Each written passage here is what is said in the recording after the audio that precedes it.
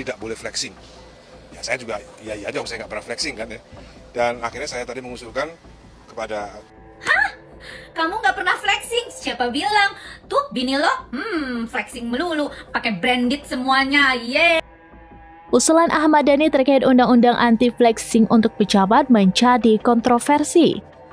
Komisi 10 DPR RI merupakan alat kelengkapan dewan yang membidangi pendidikan, kebudayaan, ristek, pariwisata, ekonomi kreatif, pemuda, olahraga, dan perpustakaan.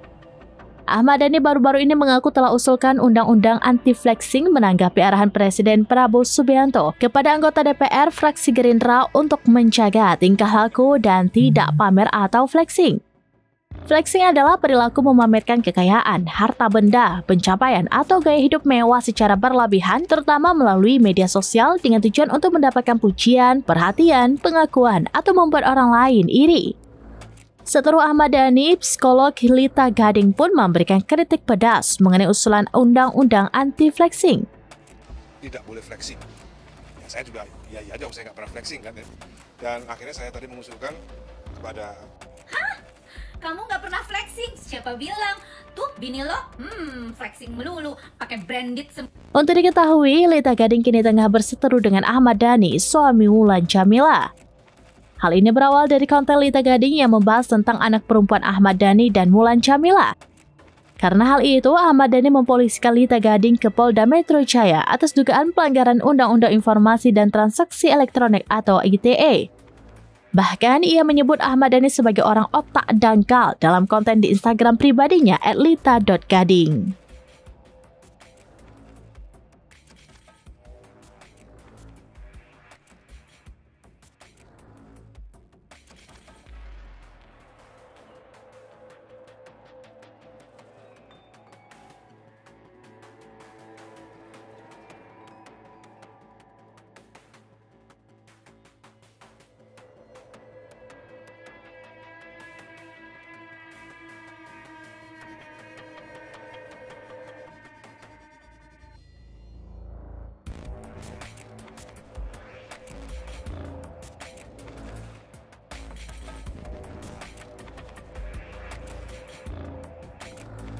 Download Tribun X sekarang, menghadirkan lokal menjadi Indonesia.